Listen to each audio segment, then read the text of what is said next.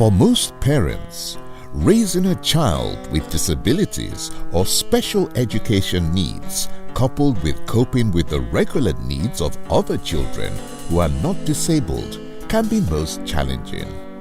These challenges can be overwhelming because of relentless hospital visits, therapies, many special education needs meetings, and an overload of forms filling, some as big as directories. There are so many gaps in provision of services. Most of the time, parents are frustrated because some so-called professionals do not listen to them. Most of the time, we are parents by choice, but we are not carers by choice. As carers, we are faced with a fight against ill health, mental health issues, poverty, social isolation, and much, much more. It is really difficult. It is really difficult because he had, which is autism. I didn't know much about autism, so I had to attend a lot of workshops to understand what autism was about. Although I know a little bit about it, but it is really hard to cope. Firstly, the school is supporting him, and also attend a lot of workshops that I hear of to get advice and information on how to deal with my son. It is really hard on us because all our focus is on him. All our focus is on him. We are all trying to help him the best we can. Yes, it does worry a bit because I don't know what his future will be, you see. I don't know what will be his future. One day I attended a workshop. I think it was in the Tomlinson Center where EAP, the organization EAP was, and Acne Learning Trust obviously, yourself, Grace, you were there introducing your organization to us, and you came talk to me, explain to me about your organization, and then I said to myself, let me have a go and see what is the organization about.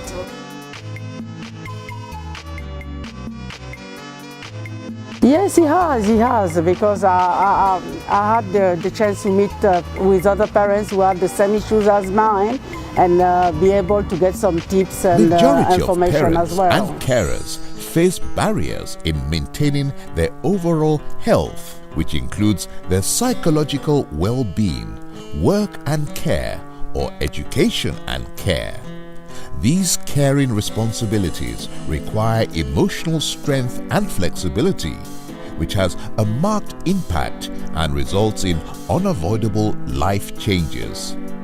These challenges explain the reason why there are so many parents that are disengaged, and the majority of parents and carers are still struggling.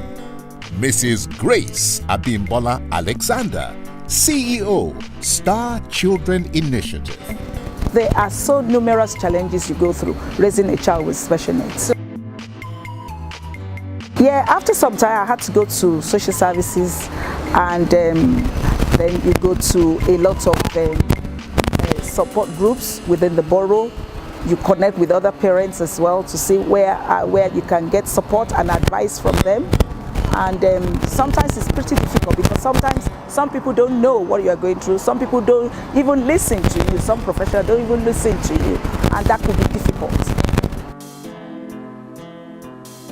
Yes, actually, because of my experience looking for where to get support, especially amongst ourselves, I started the organization called Star Children Initiative, where we connect as parents, where we do a lot of activities, where we support one another, where we engage one another and improve our capacity as parents. And we get that support, like filling forms, going to case conferences. So I started that to support other parents so that they don't have to go through what I went through when my son was newly diagnosed with special. And my son is 21 now, 21 years old now, over 21 years old now.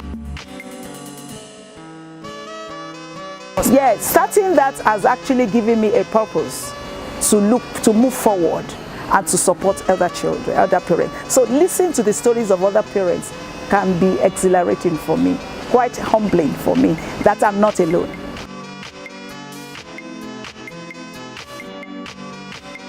To support one another is a support group. We counsel one another. Obviously, we face mental health issues such as I went through psychosis. I was depressed, and most parents can identify with this, especially when you don't know what to do. You don't know the diagnosis. So I went through that, and with Start Children, we can be able to connect with one another, support one another, because the help we are looking for is within us as parents, so that we don't feel excluded.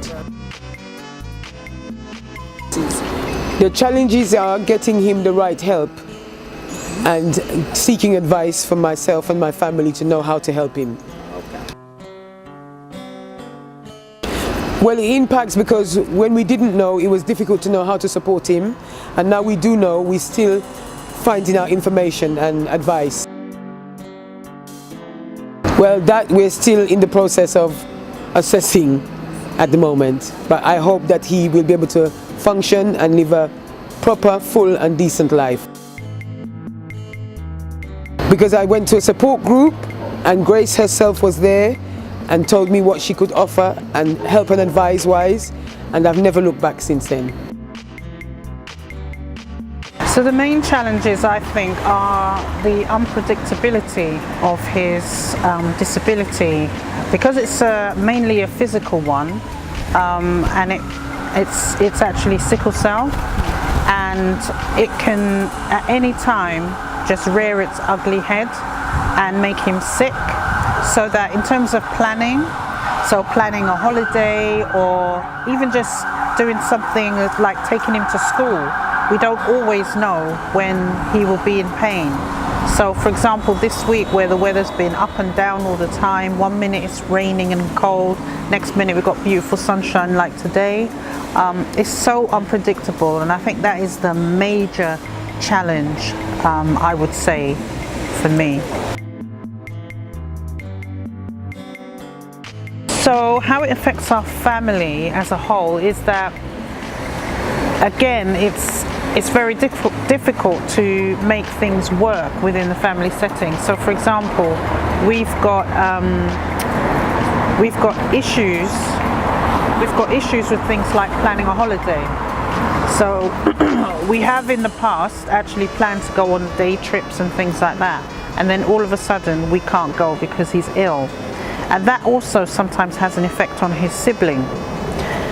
His sister, although she loves him, she knows what he has, she understands, but obviously as a child, you know, you're disappointed, aren't you? You feel like, oh, you know, I wanted to go out with the family and do something fun, and all of a sudden I can't go. So that's difficult. The other thing, how it affected the family, is that I had to, in the end, give up my jobs. I had 2 part-time jobs. When one of the contracts ended, I didn't take up another one. And then I had to give in my resignation because it was just too much. It was too much of a difficult situation to forever be able to be available for my child when I know I've always got to run off and do something. That's why I run my own business, because now I can do things in my own time, and I can always be there for him when he comes home from school. And luckily his father also works from home. So between us we juggle and we're able to manage. I mean, I know not everyone could be as fortunate as that, but it's something that really, you know, I would encourage people who are able to actually go down that road.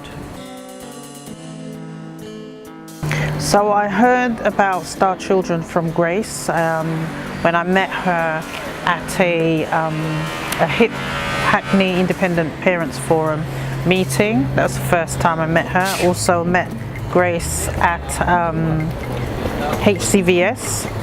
And I heard about it, and I thought this would be a really good opportunity to meet other mothers in a different setting, in a kind of capacity building setting, something which will encourage and help people to develop their skills and hopefully, you know, go further than just being the parent or caregiver of a child with a disability.